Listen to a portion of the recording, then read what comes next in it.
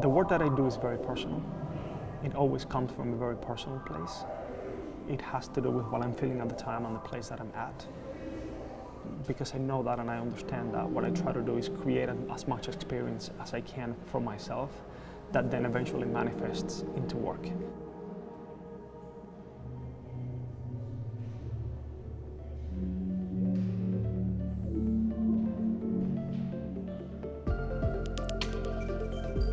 I went to school for graphic design in the Superior Institute of Graphic Design in Havana, Cuba. Right after college, I moved to the States. That's where my professional career began, both in creating advertising work and in the extra hours I would create my personal work. Throughout the years, I have realized that much better work always comes as a result of not creating divisions between one thing and another one, so I have tried to merge the two of them.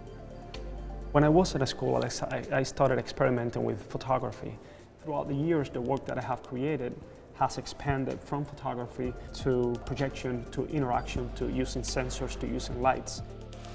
I have realized that there's not one specific thing that triggers creativity in my case. It's a combination of experiences that eventually something out of it comes in a form of a project or a piece of work.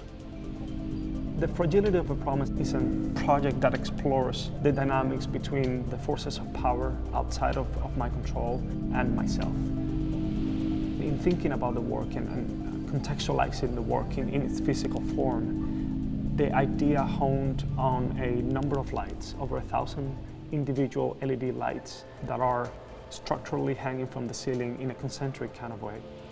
The arts put the viewer right in the center of the attention, underneath the piece, underneath the concentric circles, right in that center point. Every single one of the lights is pointing at you, is flashing at you, is lighting up and illuminating you. But it's not all of them at the same time necessarily, it's in a pattern. They're coming in and out, almost in the same way your community, your network activates at a certain point in life to facilitate something. So the way I explore this specific concept is by providing a place to stand where you have direct sight to all these individual lights that come on at a certain point. To create an interactive, immersive piece, it is important that you feel that you're present in all possible ways. Having just a visual was not enough. It felt incomplete. It was necessary to have also a sound stimulus that draw you into the space and make you feel that you belong there, that you're part of the experience. Early in the piece, I knew what I wanted the sound to accomplish. There's two levels of sound. One is what we call the ambient sound that draws you into the space, makes it feel as an immersive installation, activating both visual and audio senses. And then every time a light turns on, a sound is played.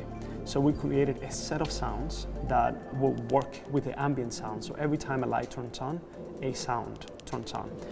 Because this happened really quickly and really dynamically, with over 1,000 lights, you can hear the tick, tick, tick, tick, tick, tick, tick, tick of all the lights turning on. I usually don't think about the technical challenges of executing an idea. I'm oblivious to that most of the time. I have an idea and then I set myself to execute it, whatever it takes. And that has taken me to the path of learning new skills and incorporating new ways of executing the work. So every single project that I do pushes me a little bit more into where I want to be. Doing the research, there was really nothing in the market that I could just buy off the shelf and utilize in the project. Every single component of it has to be built from scratch. So that means that because there's 1,000 or more lights in it, every process to get it done had to be multiplied by 1,000. So if we had to put one screw in, that meant putting 1,000 screw in, and if it's two, then it's 2,000. A lot of the project was created using traditional ways of manufacturing. Some of the components were produced with laser cutting. We use a state-of-the-art laser cutting machine to cut some of the individual parts that made the final installation. Some of the other elements were completely handmade, hand-cut, hand-sanded, hand-painted, hand-assembled. To realize this project, we had a lot of help from the community. We had people of all ages coming in and helping.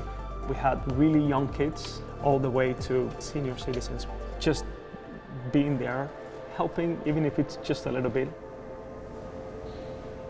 The idea of going full circle into utilizing manufacturing techniques to create, instead of thousands of individual parts that go in separate ways, using that, creating those thousands of parts, but all bringing them together in a unique piece of art is something that is really interesting for me.